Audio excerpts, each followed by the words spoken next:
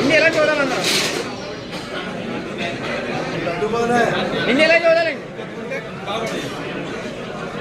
ఇంకోసారి ఎలా చూడండి. అందరూ ఎలా చూడాలి? ఎలా చూడాలండి అందరూ?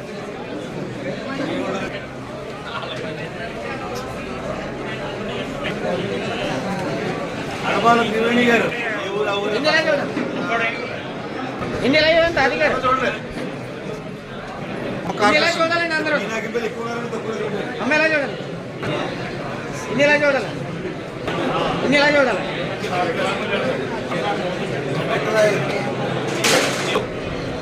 ఎలా చూడాలి? ఒకసారి ఎలా చూడాలండి అందరూ? మాండగా చేయగలరు. ఒకసారి ఎలా చూడండి?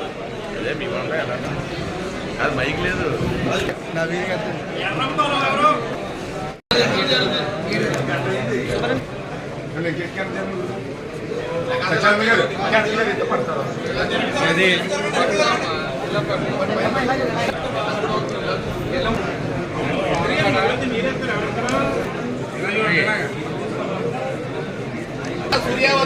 కొంచెం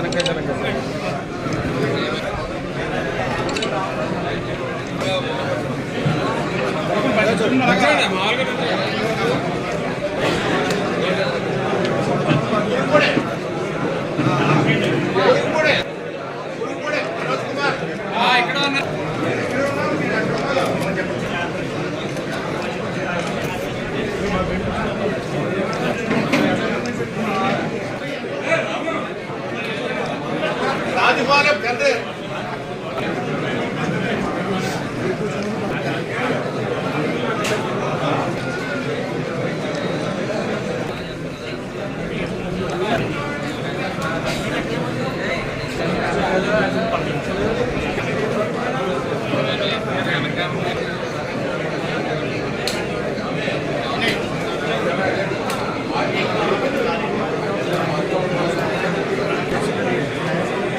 ఎలా చూడడం?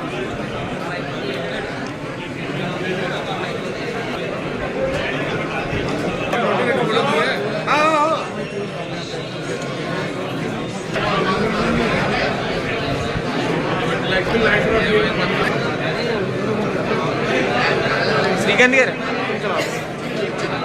స్క్రీన్లో ఉన్నారు. సార్ ఇంకోసారి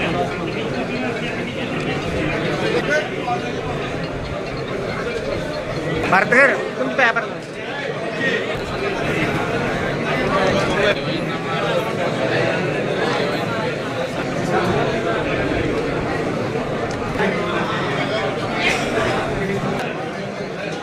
ఇన్ని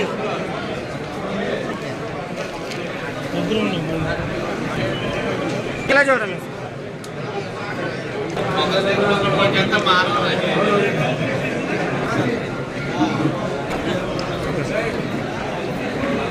ఇన్ని ఎలా చూడాలండి సార్ అందరూ?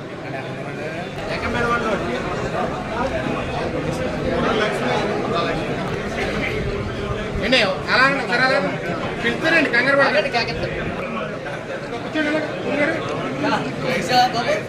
పేరు పేరున నా హృదయపూర్వక నమస్కారాలు తెలియజేసుకుంటూ ఈరోజు ఈ చెక్కులు వచ్చాయి అంటే అక్కడ కూటమి ప్రభుత్వంలో చంద్రబాబు నాయుడు గారి చలవ, ఇక్కడ జ్యోతుల నెహ్రూ గారు చలవ. ఇది మామూలుగా అయితే చాలామంది మా నాయకులతో సహా, మిమ్మల్ని అనుకోకలేదు, మా నాయకులు కూడా చాలా ఈజీగా తీసుకుంటున్నారు. ఏదో చెక్కులు వచ్చేస్తున్నాం, ఇచ్చేస్తున్నాం, పనిచేస్తున్నాం అనుకుంటున్నారు. కానీ అది తేడానికి జ్యోతుల నెహ్రూ అనే వ్యక్తి ఎంత కష్టపడుతున్నారో ఒకసారి చూసినట్టయితే ఫైళ్ళు చేతితో పట్టుకుని ప్రతి ఆఫీసర్ దగ్గరికి వెళ్ళి చేయిస్తే కానీ అవ్వని పరిస్థితి. ఇది కూడా మనం ఎంత బిల్లు పెడితే అంత బిల్లు కూడా వచ్చేసే పరిస్థితి ఉండదు. మన ఏదైతే మన నీరసాన్ని మన జబ్బుని అక్కడ చెప్పామో అక్కడ సంబంధించిన డాక్టర్లు కూడా పర్యవేక్షించి దీనికి ఎంత అవుద్ది అన్నది వాళ్ళు డిసైడ్ చేసిన తర్వాత మనకి చెక్కులు రావడం జరుగుతుంది. ఎంత పెడితే ఎంత, 1,00,000 పెట్టాను నేను 25,000 వచ్చింది అనుకోవడానికి ఇది కాదు. ఆ డాక్టర్లు ఉంటారు కమిటీ, అంటే 100% ఇవ్వలేకపోయినా ఎంతో కొంత సహాయం చేయాలనే ఆలోచనతోటే చంద్రబాబు నాయుడు గారు ఉన్నారు కాబట్టి ఈ సహాయ సహకారాలు ఆర్థికంగా మనకు అందిస్తున్నారు కాబట్టి ఎల్లవేళ ఆయనకి మనం రుణపడి ఉండాల్సిన పరిస్థితి ఖచ్చితంగా. ఈ రోజున ఆర్థిక పరిస్థితి రాష్ట్రంలో చూసుకుంటే ఇవన్నీ కూడా ఇచ్చే పరిస్థితి కాదు నిజంగానే.